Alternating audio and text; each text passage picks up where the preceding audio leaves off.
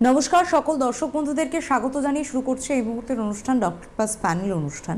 আমরা প্রত্যেকেই চাই সুস্থ থাকতে, সুন্দর থাকতে, কিন্তু এই সুস্থ ও সুন্দর জীবন একসাথে পেতে গেলে বা উপলব্ধি করতে বা পুরো সময়টা ধরে ভালো থাকার জন্য যা যা করণীয়, অর্থাৎ আমাদের প্রত্যেকেরই কম বেশি শরীরটা খারাপ হয় মাঝে মধ্যে, কিন্তু এই অল্প বিস্তর খারাপটাকে আমরা কেউ খুব একটা প্রাধান্য দিই না, যার ফলে হয় অশনি সংকেত, যা কিনা আমাদের ক্রমশ দানা বাঁধছে আমাদের শরীরে।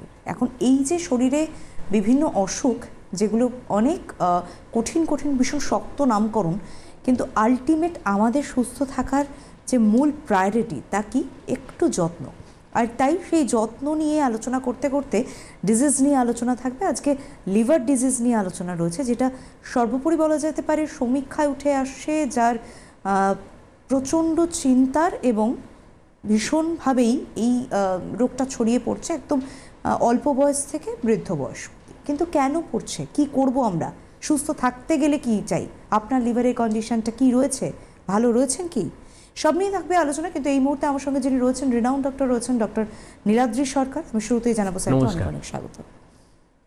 স্যার, যে বিষয়টা আমরা আলোচনা করবো আজকে লিভার ডিজিজ। এবার লিভার ডিজিজ নিয়ে আলোচনা করতে গেলে অনেকগুলো বিষয় এসে যায়। আমরা একদম শুরুর দিকে এখন যেটা প্রবলভাবে শোনা যাচ্ছে, that is a fatty liver. কি সেটি ফ্যাটি লিভার? লিভারটা বাল্কি হয়ে যাওয়া, এই যে কথাগুলোর সাথে ইউজ টু হচ্ছে, কি তার সিমটমিক ইস্যু হয়? ফ্যাটি লিভারটা, এই প্রবলেমটা সারা পৃথিবীতে তার মেইন কারণ হচ্ছে আমাদের এখন দেখবেন ওভারওয়েটটা অনেক বেশি বেড়ে গেছে, ওবেসিটি বেড়ে গেছে। আমাদের মধ্যে যে এনার্জি ব্যালেন্স সেটা ডিস্টার্ব হয়ে গেছে। ধরুন আমরা যতটা পরিমাণে খাচ্ছি আর যতটা পরিমাণে আমাদের শরীরের জন্য লাগবে, আমরা যদি বেশি পরিমাণে খাই তাহলে কী হবে, আস্তে আস্তে বাকিটা জমতে থাকবে। লিভারে ফ্যাট হিসেবে জমছে, মাসেল ফ্যাট জমছে, অ্যাবডোমিনাল ফ্যাট জমছে, তার ফলে কী হচ্ছে, এই ফ্যাটি লিভার হয়ে যাচ্ছে। এই ফ্যাটি লিভার হওয়ার জন্য কি আমাদের বিভিন্ন রকম সিমটম, কারো ধরুন পেটে ব্যথা হচ্ছে, কারো ইনডাইজেশন হচ্ছে, বিভিন্ন রকম সমস্যা। হয়তো দেখা গেলো কারো ফ্যাটি লিভার থেকে আস্তে আস্তে ডায়াবেটিস ডেভেলপ করে যাচ্ছে, হাইপারটেনশন ডেভেলপ করে যাচ্ছে। এই যে বিভিন্ন প্রবলেম হচ্ছে এই ফ্যাটি লিভার থেকে, এই ফ্যাটি লিভারটা আমরা কিন্তু যদি চেষ্টা করি তাহলে আমরা কিন্তু এটা প্রিভেন্ট করতে পারবো। কীভাবে প্রিভেন্ট করব? আমাদের কম করে খাওয়া, হাঁটাচলা করা, টাইম মতো খাওয়া। আমরা যদি ঠিকমতো ওয়েট সজাগ থাকি, আমরা কতটা ওজন বাড়ছে সেটা যদি সজাগ থাকি, তাহলে কিন্তু আমরা অনেকটাই ফ্যাটি লিভারটাকে প্রিভেন্ট করতে পারবো। এবং আজকে এমন একটা বিষয় নিয়ে আলোচনা করা হচ্ছে, লিভার, যেটা আমাদের শরীরের অঙ্গ প্রত্যঙ্গের একটা মূলত ফাংশনাল জায়গা রাখে, কিন্তু অর্থাৎ যে অ্যাক্টিভিটিগুলো আমাদের প্রত্যেক দিনের লাইফস্টাইলের ভূমিকা বলুন, যা ঠিক না থাকলে সঠিক প্রক্রিয়া যদি সে না করতে পারে, তাহলে কিন্তু সেক্ষেত্রে বলবো যে ভীষণভাবে একটা মানুষের লাইফস্টাইল হ্যাম্পার হতে পারে রীতিমতো। এবং এই যে একটা রোগকে আমরা একদম জীবনদায়ী সমস্যায় নিয়ে পরিণত করা, আজকে তো একদিনের প্রভাবে এটা হয় না, ক্রনিক ডিজিজ হতে হতে কিন্তু একটা সময় গিয়ে দাঁড়িয়ে তারপর পরবর্তী আরও বিভিন্ন শক্ত নামকরণের সাথে অভ্যস্ত হয়। এখন একটা বিষয় হচ্ছে মূলত কি করব আর কি করব না, এখানে অনেক বেশি যত্নশীল হওয়া দরকার নিজেদের প্রতি। সেই জায়গা থেকে এখন কম বেশি কিন্তু সকলেই দেখবেন হজমের একটা অসুবিধা। এবং স্যার, একটা বিষয় সবারই হয়, যেহেতু ফাস্টফুড অ্যাডিকশন অনেক বেশি বেড়ে গেছে এখন, কোনো খাবারের প্রতি যে এই যে একটা আকর্ষণ, সেই থেকে খেয়ে ফেলা, এবং দেখা যাচ্ছে পরে একটা বমিটিং টেন্ডেন্সি অনেকেই ফিল করেন। কিন্তু সাধারণত ফ্যাট লিভার থাকলে তার যে উপসর্গগুলো লক্ষণ করা যাবে, তার ভিতরে কি কি দেখলে বোঝা যেতে পারে যে অবশ্যই সত্তর বিশেষজ্ঞের সঙ্গে যোগাযোগ করা উচিত? যদি দেখেন যে আপনার পেটে ব্যথা করছে, ডান দিকে এখানে পেটে ব্যথা করছে, অল্প একটু খেলে যেন মনে হচ্ছে অনেকটা বেশি খেয়ে নিয়েছি, এইরকম যদি সিমটম হয়, আপনার যদি দেখা যায় যে হয়তো আপনার খুব উইকনেস লাগছে, আপনার ভালো লাগছে না কিছু, ফ্যাটিক লাগছে, তাহলে সন্দেহ করতে হবে হয়তো আপনার ফ্যাটি লিভার হতে পারে। বা ফ্যাটি লিভারের সঙ্গে সঙ্গে অন্য সমস্যাও থাকতে পারে, সেই জন্য আপনাকে চেক আপ করে দেখতে হবে কী প্রবলেম হয়েছে আপনার। আপনি এইমাত্র একটা বিষয় বলছেন যে ওবেসিটির সমস্যা থাকলে অবশ্যই ফ্যাটি লিভারের ব্যাপারটা হয়, তাহলে তো একটা বিষয় এসে যায় যে ডায়েট চার্ট সঠিকভাবে। এখন তো অনেকেই বিশেষ করে একটু 38-34 ইয়ার তারা বিশেষ করে কী করেছে, ভীষণ ক্রাশ ডায়েটিং করে, সেটাও কতটা ক্ষতিকারক? না, দেখুন, আপনাদের ডায়েটিং করতে গেলে যেটা মনে রাখতে হবে সেটা হচ্ছে ব্যালেন্স ডায়েট সবসময় খেতে হবে। ব্যালেন্স ডায়েট মানে কার্বোহাইড্রেট, ফ্যাট, প্রোটিন। যাদের ওয়েট বেশি আছে তাদেরকে আমরা বলি আপনারা এমনভাবে খাবেন, ধরুন আপনার 800 ক্যালোরি, আপনার হয়তো লাগবে হয়তো 2400 ক্যালোরি, আপনি হয়তো আর একটু কম খাচ্ছেন, 1200 ক্যালোরি বা 1400 ক্যালোরি খাচ্ছেন। এইভাবে আপনাকে রেগুলার বেসিসে অল্প করে খেয়ে আপনার ওয়েট কমাতে হবে এবং রেগুলার বেসিসে হাঁটাহাঁটি করতে হবে। কেন ক্র্যাশ ডায়েটিং হলে ফলে কি হয়, অনেক সময় ক্র্যাশ ডায়েটিংয়ের ফলে ঠিকমতো যেহেতু তার মধ্যে সমস্ত কিছু ব্যালেন্স ডায়েট থাকছে না, তার ফলে অনেক কমপ্লিকেশন অ্যারাইজ করতে পারে। সেই জন্য আমরা সবসময় বলি আপনি পরিমাণ মতো খাবেন, কিন্তু সবটাই ব্যালেন্স ডায়েট থাকবে, তার মধ্যেও ব্যালেন্স ডায়েট থাকবে। বিষম বিপদ, বুঝলেন তো, মানে খেলেও জ্বালা না খেলেও জ্বালা। কিন্তু এখন বিষয়টা হচ্ছে মেজারমেন্টটা, কতটুকু খাবো কতটুকু খাবো না, কি করব না, এই যে বিষয়টা, কতটুকু পান করব কতটুকু পান করব না, এই সব কিছু উচিত আর অনুচিত কথার ভিতরে দাঁড়িয়ে থেকে কিন্তু নিজেদের প্রতি যত্নশীল, আরও যত্নশীল হওয়ার জন্যই এই অনুষ্ঠানগুলো, যাতে আপনার কাছে পৌঁছে যায়। রোগটা সম্পর্কে যেমন আপনি জানতে পারছেন কি নিয়ে আলোচনা আজকে, লিভার ডিজিজ নিয়ে, অবশ্যই সেই সংক্রান্তই আলোচনা এগোবো। তবে হ্যাঁ, বলে রাখি যে যারাই মনে করছেন যে সামান্য কষ্ট হচ্ছে, হয়তো এখনও অতটা মনে হচ্ছে যে ওষুধেই ধামাচাপা দিয়ে রাখা যাচ্ছে, তারা নিজেরা প্লিজ বাড়িতে যদি না বসে থেকে একটুখানি কনসাল্ট করে নিই, এবং তার জন্য তো রয়েছেন ডক্টর, এবং রিনাউন্ড ডক্টরদের সাথেই আপনাদের সঙ্গে নিয়ে আসা হয় সামনে, যাতে সুবিধা হয় বুঝতে যে কোনো রোগ ডিজিজকে নিয়ে। এবং সবার আগে কিন্তু পরিচয়টা আপনি পান, কারণ আপনি একজন মানুষ। আমাদের সামান্য আনকমফর্ট ফিলিংটা আমি যতটা তাড়াতাড়ি অনুভব করবো আরেকটা মানুষকে বলার অপেক্ষা অবধি, এবং তার সাথে বিভিন্ন ডায়াগনোসিস বিষয় থাকে বা প্যাথোলজিক্যাল টেস্টের ব্যাপার থাকে, সেগুলো করিয়ে নেওয়া, সেই সমস্ত বিষয় তো বিশেষজ্ঞর পরামর্শ মতোই আমাদেরকে করাতে হবে। এবং প্রত্যেকটা মানুষের রোগের ক্ষেত্রে তার ভূমিকাগুলোও আলাদা আলাদা থাকে। সুতরাং যদি মনে করেন যে দেখানোর প্রয়োজন আছে, তাহলে অবশ্যই দেখুন আমাদের টেলিভিশন স্ক্রিনে হেল্পলাইন নাম্বার যাচ্ছে, সেটা নোট করুন, করে একটা অ্যাপয়েন্টমেন্ট নিয়ে অবশ্যই আসবেন। যে কোনো জায়গায় যে কোনো ডক্টরের অ্যাপয়েন্টমেন্ট ছাড়া অবভিয়াসলি জানেন যে ডক্টরের সাথে কনসাল্ট করা যায় না, সুতরাং এক্ষেত্রেও এর অন্যথা নয়। যেটা বিষয় সেটা হচ্ছে যে পেটে ব্যথা অনেকের অনেক ধরনের হয়, যেমন একটু মোচড় দিয়ে ব্যথা, নাভির চারপাশটা ব্যথা, ক্র্যাম ধরা ব্যথা, এই ধরনের ক্ষেত্রে ঠিক কি উপলব্ধি হবে, কীরকম ধরনের ব্যথা হতে পারে? এখানে যে ব্যথাটা হয় সেটা একটা ডাল একিং ব্যথাটা, একটা সবসময় চিনচিনে ব্যথা করছে একেবারে উপরের দিকে, পেটের উপরের দিকে। আর যদি দেখেন যে পেটে কামড় দিয়ে ব্যথা আসছে, নাভি চারিদিকে ব্যথা হচ্ছে, তাহলে সন্দেহ করতে হবে হয়তো কোনো অ্যামিবিক ইনফেকশন হতে পারে। অ্যামিবিয়াসিসটা খুবই কমন প্রবলেম। অ্যামিবিয়াসিস থেকে একটা কমন এরকম ব্যথা হতে পারে, পেটের চারিদিকে, নাভির চারিদিকে ব্যথা হতে পারে। এছাড়াও অনেক সময় দেখবেন হয়তো ডান দিকে তলপেটে ব্যথা করছে, ডান দিকের নিচের দিকে, সেটা অ্যামিবিক কোলাইটিস থেকে হতে পারে, বা অনেক সময় সেটা পেলভিক ইনফ্ল্যামেটরি ডিজিজ থেকে হতে পারে মেয়েদের ক্ষেত্রে, সেটাও মাথায় রাখতে হবে। একদমই। এবং এই সঙ্গে দেখুন একটা ভাইরালের বিষয় আসলো, সুতরাং সেখানে যদি ভাইরাল হেপাটাইটিসের কথায় আসি স্যার, সেখানে অনেকে এক কথায় আমরা বুঝি হয়তো জন্ডিস, কিন্তু এরও তো অনেক ব্যাপার আছে, পার্ট টু পার্ট। আমরা যদি এটা নিয়ে একটু ইলাবোরেটলি আলোচনায় আসি। ভাইরাল হেপাটাইটিস সাধারণত বিভিন্ন ধরনের হতে পারে, যেমন হেপাটাইটিস এ হতে পারে, হেপাটাইটিস ই হতে পারে, হেপাটাইটিস বি হতে পারে, সি হতে পারে। এ বা ই সাধারণত জলবাহিত হয়। ধরুন কোনো একটা জায়গায় দেখলেন অনেকেরই হয়তো হেপাটাইটিস হচ্ছে, জন্ডিস হচ্ছে, ডেভেলপ করছে। তার কীভাবে বুঝবেন জন্ডিস হচ্ছে? হয়তো খেতে পারছেন না, গা গোলাচ্ছে, পেটচাপ হলুদ হয়ে যাচ্ছে, চোখটা হলদে হয়ে যাচ্ছে, তখনই সন্দেহ করতে হবে হয়তো ভাইরাল হেপাটাইটিস হতে পারে। এই যদি ভাইরাল হেপাটাইটিস হয়, কোনো একটা জায়গায় আউটব্রেক হয়, তাহলে সন্দেহ করতে হবে হয়তো বা কোনো জলের কোনো কন্টামিনেশন থেকে হয়েছে, বা জলের কোনো জল থেকে ইনফেকশন হয়েছে। আচ্ছা বেশ, আপনি একটু বললেন এ এবং ই, তাই তো, এই দুটোর থেকে এটা জলবাহিত। আর যদি বি আর সির ক্ষেত্রে আসি?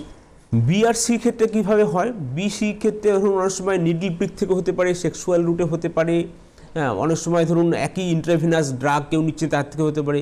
বিভিন্ন কারণে হেপাটাইটিস বি বা সি হতে পারে। হেপাটাইটিস বি এবং সি কিন্তু একটুখানি ক্ষতিকর। যেরকম ধরুন হেপাটাইটিস, নর্মাল হেপাটাইটিস এ বা ইতে ঠিক হয়ে যাচ্ছে, হেপাটাইটিস বিতেও 95% কেসে ঠিক হয়ে যাচ্ছে, কিন্তু কিছু কিছু অ্যাবাউট 5% বা অ্যাবাউট 10% কেসে অনেক সময় দেখা গেছে যে সেটা ক্রনিক হেপাটাইটিস ডেভেলপ করে, হেপাটাইটিসটা সে পারসিস্ট করে গেল। হেপাটাইটিস সি থেকেও সেটা একটা ক্রনিক হেপাটাইটিস হতে পারে, প্রায় 80% হেপাটাইটিস সিতে ক্রনিকসিটি হতে পারে। এই যে হেপাটাইটিস বি বা সি যে ক্রনিসিটি হচ্ছে, ক্রনিসিটি হওয়ার পরে পরবর্তীকালে সেখান থেকে লিভার সিরোসিসও হতে পারে। বাহ। এবং একটা বিষয় দেখুন, অনেক সময় হয় না কড়া জন্ডিস, যেটা আমরা হয়তো প্রথম দিকে ধরাই পড়ে না, ডায়াগনোসিস হয় না। বিশেষ করে কি হয়, এক একটা মানুষের এক এক ধরনের তো কমপ্লিকেশন আসে। সুতরাং এক্ষেত্রে ট্রিটমেন্টের কথা যদি স্যার একটু আসি, অর্থাৎ যাদেরই এই ধরনের সমস্যা হবে, সেটা A B C D E যাই হোক না কেন, ট্রিটমেন্টের বিষয় কি রয়েছে? নর্মালি হেপাটাইটিস এ বা নর্মালি যে ভাইরাল হেপাটাইটিস হচ্ছে, সেগুলো সাপোর্টিভ থেরাপি দিলেই আস্তে আস্তে ঠিক হয়ে যাবে, খুব বেশি ওষুধের লাগে না। কেননা আমাদের লিভারের এনর্মাস ক্যাপাসিটি আছে, রিজেনারেটিভ ক্যাপাসিটি। ওই নর্মালি হেপাটাইটিস যদি যখন হচ্ছে তখন আস্তে আস্তে ঠিক হয়ে যাচ্ছে, খুব বেশি ওষুধ লাগে না। কিন্তু যাদের ধরুন হেপাটাইটিস বি বা সি হচ্ছে, তাদেরকে ধরুন যখন ক্রনিক হেপাটাইটিস হচ্ছে, 6 মাস ধরে পারসিস্ট করে হেপাটাইটিস, তখন আমরা সেটাকে বলি ক্রনিক হেপাটাইটিস বলি। এই ক্রনিক হেপাটাইটিস বি হোক বা সি হোক, তখন তার জন্য ডিএনএ টেস্টিং করতে হয়। ডিএনএ টেস্টিং করে যদি দেখা যায় যে ডিএনএ একটা পার্টিকুলার লেভেলের উপরে আছে, তখন আমরা হেপাটাইটিস বি বা হেপাটাইটিস সি এর ওষুধ শুরু করি। হেপাটাইটিস সিতে যেরকম জেনোটাইপিং করতে হবে, দেখতে হবে কোন জেনোমের জন্য হয়েছে। এই হেপাটাইটিস সিতে একটা ভালো খবর হচ্ছে, আগে যেরকম হেপাটাইটিস সিতে মাত্র 30% বা 40% রুগী হয়তো কিওর হতো, এখন ডাইরেক্ট অ্যাক্টিং অ্যান্টিভাইরাল আসার পরে প্রায় 100% কিওর রেট হচ্ছে, 95% to 100% কিওর রেট হচ্ছে। কাজে কারোর যদি হেপাটাইটিস সি ধরা পড়ে, ওষুধপত্র ঠিকমতো খেলে পুরোটাই হেপাটাইটিস সি কিওর হয়ে যাচ্ছে। কিন্তু হেপাটাইটিস বির ক্ষেত্রে যেটা হচ্ছে, হেপাটাইটিস বি কিন্তু কিওর করা খুব ডিফিকাল্ট। সেই জন্য হেপাটাইটিস বিটা মোটামুটি এখন অবধি আমরা বলি লাইফ লং ওষুধটা খেয়ে যেতে হবে। হেপাটাইটিস বির ওষুধটা বন্ধ করা যাবে না, কারণ হেপাটাইটিস বি বন্ধ করে দেখা গেলে হয়তো তার আবার হয়তো ফ্লেয়ার আপ করছে এবং বিভিন্ন প্রবলেম হতে পারে। সেই জন্য হেপাটাইটিস বি বা সি যদি কারোর হয়, ডাক্তারবাবু পরামর্শ মতো ডাক্তারবাবু যেভাবে বলবেন সেভাবে ফলো করতে হবে। একদমই, এবং বিস্তর ব্যাখ্যার সমেত আলোচনা। আসলে বিষয়গুলো এত ভাস্ট সাবজেক্ট, যেগুলো নিয়ে হয়তো অল্প সময়ের মধ্যে কংক্রিট আলোচনা করবারই চেষ্টা করা হচ্ছে, যাতে আপনাদের বুঝতে সুবিধা হয়। আর হ্যাঁ, যদি বিস্তারিত এর থেকেও বেশি অনেক কিছু জানবার থাকে তো ডেফিনেটলি আছে। আসলে কি জানেন, এগুলো একটা বলতে পারেন সামগ্রিক আলোচনা, অর্থাৎ যেটা স্বাভাবিক ছন্দে দেখা যায় যে এই ধরনের কেস হিস্ট্রি, এই ধরনের রোগ, এই ধরনের ট্রিটমেন্টের সমস্যায় রয়েছেন, অনেকেই রয়েছেন ট্রিটমেন্টই ঠিকঠাক হচ্ছে না। আগে তো সুস্থতার কথা চিন্তা করা, তাহলে চিকিৎসা না হলে কি করে সুস্থ হবেন। সুতরাং সেই জন্য যাতে আপনাদের প্রথম অবস্থায় বুঝতে সুবিধা হয় যে এই এই লক্ষণ বা এই উপসর্গ নিয়ে তো স্যার অমুক দিনের অনুষ্ঠান বা অমুক পর্বে দেখেছিলাম আমরা যে এই ধরনের আলোচনা করতে, তাহলে কি সেরকম কিছু হয়েছে। এই যে সাংকেতিক চিহ্ন বা একটা সংকেতমূলক বিষয় পাওয়া, এই উপলব্ধি কিন্তু আমাদেরকে সচেতন করে। এবং ডক্টর প্লাস প্যানেলের অনুষ্ঠান প্রত্যেক দিন একটা বিষয়ভিত্তিক আলোচনা হয়। আজকে যেমন আমরা লিভার ডিজিজ নিয়ে রয়েছে, একটু আগেই স্যার বলছিলেন, প্রাসঙ্গিক অর্থে এগিয়ে আসি আলোচনায়, যে লিভার সোরিওসিস কী সেটা বড্ড শক্ত নাম, কিন্তু এত শক্ত রোগটা যদি আমার বা আপনার হয় তাহলে কি করব, কিভাবে চিনবো তাকে, আসবো স্যার আলোচনা। লিভার সিরোসিসটার ব্যাপারটা হচ্ছে, ধরুন আমাদের যে লিভার নর্মাল লিভারটা হচ্ছে, সেই নর্মাল লিভার একটা নর্মাল আর্কিটেকচার আছে। এখন লিভার সিরোসিসে কি হচ্ছে, লিভারে ফাইব্রোসিস হচ্ছে। আমাদের যে লিভারে যে লোবস আছে, নোডিউলস আছে, সেগুলো নোডিউল ফর্মেশন হচ্ছে। বেসিক্যালি বলতে গেলে লিভারের যে আর্কিটেকচার সেটা ড্যামেজ হয়ে যাচ্ছে, এবং সেটা ড্যামেজ হয়ে fibrous tissue replace by fibrous tissue nodule formation হচ্ছে। এবং এই যে হেপাটিক যে সিরোসিস যে নোডিউল ফর্মেশন হচ্ছে, এই লিভারের নোডিউলসগুলো কিন্তু ঠিকমতো ভালো কাজ করতে পারছে, নর্মাল যে ফাংশন লিভার করার কথা সেগুলো করতে পারছে না। তার ফলে কী হচ্ছে, আস্তে আস্তে এটা একটা ফাইব্রোসিস হয়ে যাচ্ছে এবং লিভারের ফাংশনটাও গণ্ডগোল হয়ে যাচ্ছে। তার ফলে কী হচ্ছে, পরবর্তীকালে বিভিন্ন কমপ্লিকেশন, যেরকম ধরুন কারোর হয়তো পা ফুলে যাচ্ছে, কারোর হয়তো পেটটা ফুলে গেলে পেটে জল জমে গেছে, জন্ডিস ডেভেলপ করে যাচ্ছে, খিদে কমে যাচ্ছে, কারোর হয়তো রক্ত বমি হচ্ছে, কারোর কালো পায়খানা হচ্ছে, বা অনেক সময় সিরোসিস লিভার থেকে স্পন্টেনিয়াস ব্যাকটেরিয়াল পেরিটোনাইটিস হতে পারে, হেপাটিক এনসেফেলোপ্যাথি হতে পারে, হেপাটোরেনাল সিনড্রোম হতে পারে, বিভিন্ন কমপ্লিকেশন কিন্তু লিভার সিরোসিস থেকে হতে পারে। আমাদের সেই জন্য টার্গেট হচ্ছে যে লিভার সিরোসিসটাকে প্রিভেন্ট করতে হবে বাই এনি মিনস। এই যে স্যার লিভার সোরিওসিস অবধি পৌঁছবই না, তার আগেই মানে যে কোনো একটা রোগ দীর্ঘদিন ধরে যদি চিকিৎসার অভাব থাকে, তাহলে তো ডেফিনেটলি সেটা ক্রনিক ডিজিজে পরিণত হয়, যেটা আমরা লিভার ক্রনিক ডিজিজ বলে থাকি, এবং তারপর লিভার সোরিওসিস। এই যে বিষয়গুলো হওয়া পর্যন্ত আমি যাব না, অর্থাৎ প্রিভেন্ট, এই বিষয়ে মানুষ কীভাবে আমরা অবগত করাতে পারি বা জানাতে পারি। আমরা যদি ফ্যাটি লিভার প্রিভেন্ট করতে পারি, ওবেসিটি যদি প্রিভেন্ট করতে পারি, তাহলে আমাদের যে non alcoholic fatty liver disease যেটাকে বলা হচ্ছে, বা মেটাবলিক অ্যাসোসিয়েটেড এখন নাম হয়েছে MASLD, metabolic associated steatotic liver disease, এই যে ওয়েট বাড়ার ফলে লিভারে যে প্রবলেমটা হচ্ছে সেটাকে যদি আমরা প্রিভেন্ট করতে পারি, তাহলে কিন্তু আমরা আস্তে আস্তে এই যে এখান থেকে যে নন অ্যালকোহলিক স্টিয়াটোহেপাটাইটিস, ন্যাশ হচ্ছে, সিরোসিস হচ্ছে, সেটাকে প্রিভেন্ট করতে পারবো। আমরা যদি হেপাটাইটিস বি ভ্যাকসিন সবাইকে দিয়ে দিই, তাহলে হেপাটাইটিস বিটাও অনেকটা আমরা প্রিভেন্ট করতে পারবো। আমরা যদি তাড়াতাড়ি ডিটেকশন করতে পারি যে কারোর হেপাটাইটিস সি হয়েছে এবং তার যদি চিকিৎসা শুরু করতে পারি, তাহলে হেপাটাইটিস সি থেকে পরবর্তীকালে যে লিভার সিরোসিস বা লিভার যে ক্যান্সার হওয়ার সম্ভাবনা, সেটাকেও প্রিভেন্ট করতে পারবো। সত্যি কি আমরা বুঝি না, নাকি সত্যি বুঝি না? এই প্রশ্নটায় এলে কিন্তু একটা জিনিস মনে হয় যে আমরা নিজেদের সুস্থতার জন্য অ্যাকচুয়ালি কোনো কিছুই করি না। আমরা কি করি, আমাদের জীবনের আনন্দটুকু উপভোগ করব, জীবনে যেটুকু মুহূর্ত পাবো সেটুকু একদম ফুল এনজয় করব, কিন্তু এনজয় করতে গিয়ে দেখা যাচ্ছে নিজের অজান্তেই কোনো একটা রোগকে আমি ওয়েলকাম করছি, যে না আমার শরীরে এসে দানা বাঁধুক, যখন হবে তখন দেখা যাবে। কিন্তু যখন হবে তখন দেখা যাবে, এই যে তখন দেখা যাবে, দেখা যাওয়াতেই সমস্যা। কেন সমস্যা বলি? কারণ আমরা তো বুঝতেই পারি না যে রোগটা আমাদের হয়ে গেছে, অথচ আমরা প্রত্যেক উইকেন্ডেতে পার্টি করছি। একটু আগে স্যার বলছেন মদ্যপান, বারবার স্মোকিং করা, এই অ্যাডিকশানগুলো তো ইদানিং বেড়েছে।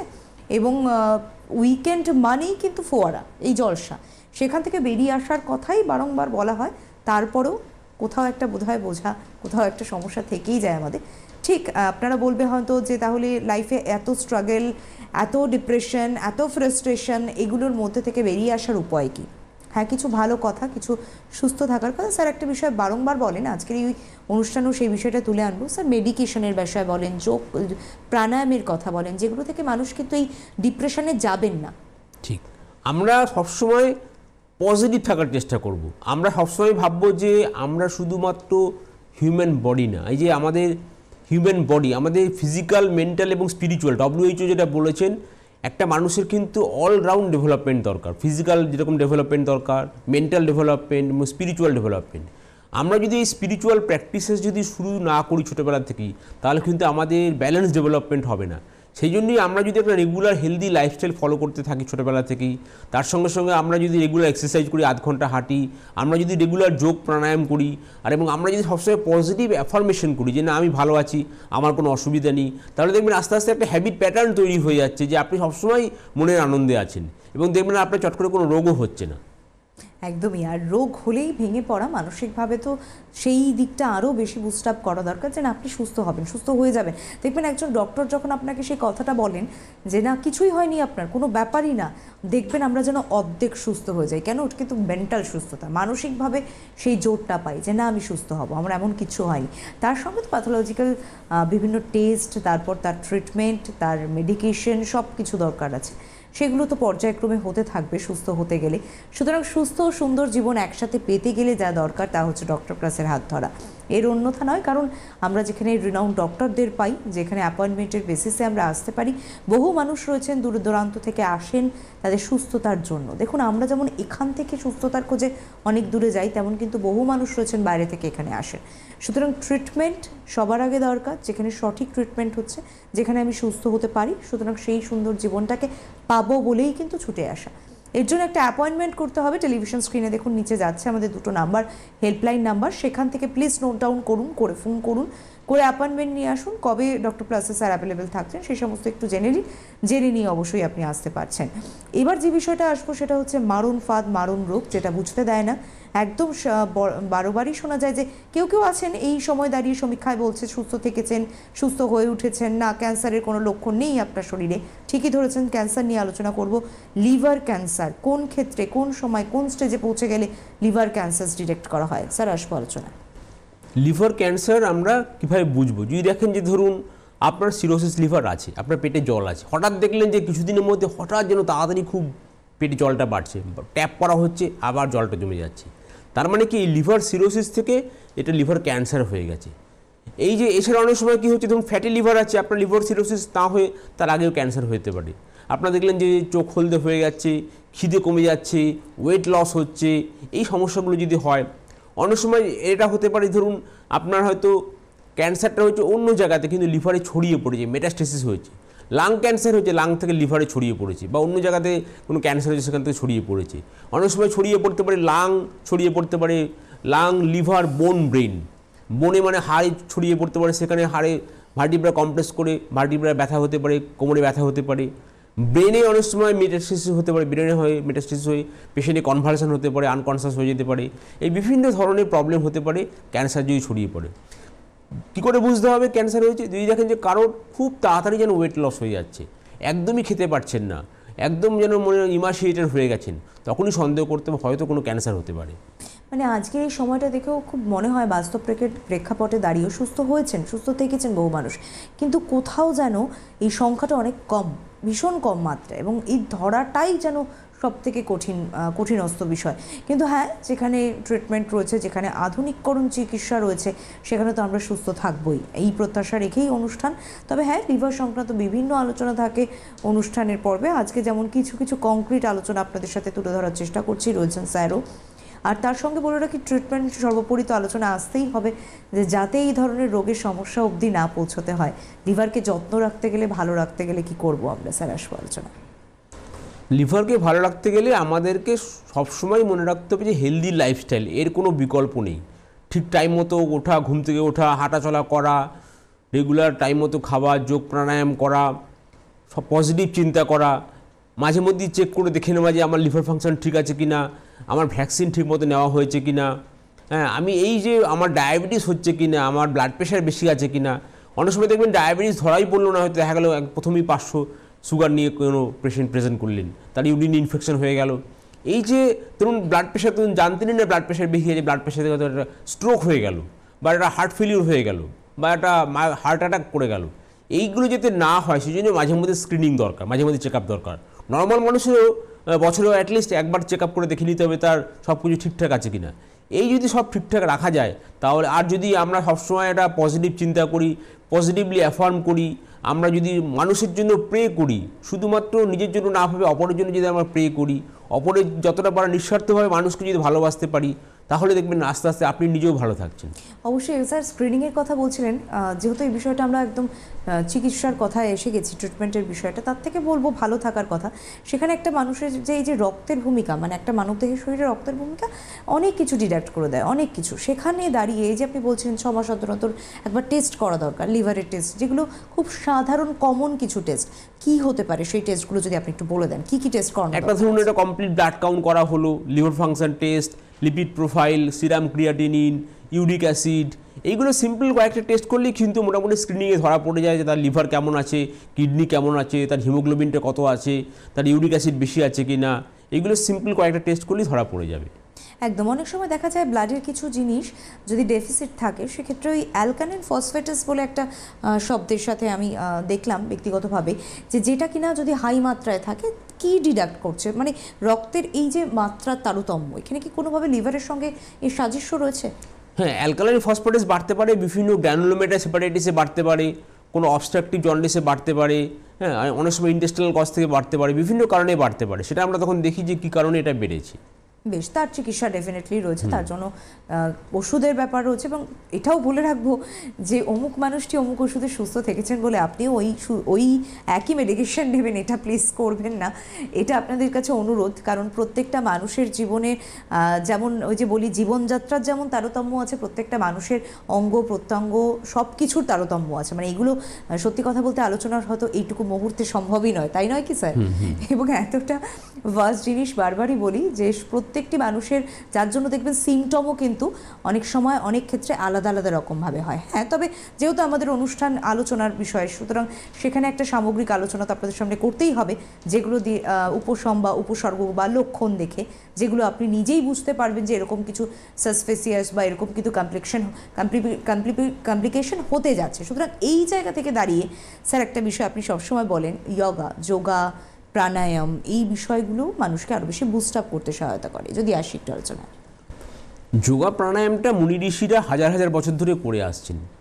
এই যে প্রাণায়াম, মানে আমরা যে শ্বাস প্রশ্বাস নিচ্ছি ছাড়ছি, এটাকে যদি আমরা কন্ট্রোল উপায়ে নিই, তাহলে কি হচ্ছে, আমাদের এটা এই যে লাইফ ফোর্স, আমরা যে সবাই বেঁচে আছি, এটার সঙ্গে যখনই আমরা এই কন্ট্রোল ব্রিদিং আমরা এই প্র্যাকটিস করব, যোগা প্রাণায়াম প্র্যাকটিস করব পার্টিকুলারলি, এই প্রাণায়াম প্র্যাকটিসের মাধ্যমে কী হবে, আমাদের মনে আস্তে আস্তে দেখবেন অনেকটা মন শান্ত হয়ে গেছে। এই যে চঞ্চলতা, রেস্টলেসনেস, দেখবেন সকলেরই একটা রেস্টলেস ভাব, এই রেস্টলেস ভাবটা অনেকটা কমে যাবে, মনটা শান্ত হয়ে যাবে, আপনি কনসেন্ট্রেট করতে পারেন। বেসিক্যালি কনসেন্ট্রেশন, আপনি যখনই কনসেন্ট্রেট করছেন একটা জিনিসের উপর, তখনই দেখবেন আস্তে আস্তে অনেকটা আপনার শান্ত হয়ে গেছেন। এই প্রাণায়ামের সাহায্যে কিন্তু অনেক ডিজিজ উপকার হয়ে যাবে। শুধুমাত্র না, আমাদের লাংসের যে প্রবলেম, অনেকে দেখবেন অ্যাজমা আছে বা সিওপিডি আছে, হ্যাঁ এইগুলো আপনার ধরুন অনেকের প্রবলেমটা হচ্ছে অনেকের অ্যাডিকশান, স্মোকিং, অ্যালকোহল।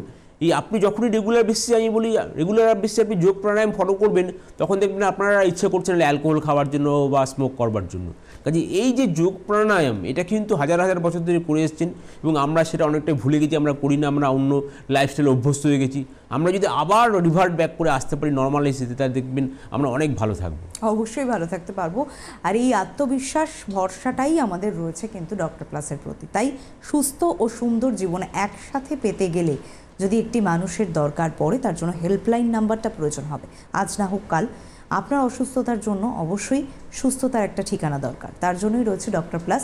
ঠিক বিরাটে মিনি বাস স্ট্যান্ড, তার ঠিক উল্টো দিকে কিন্তু ডক্টর প্লাস।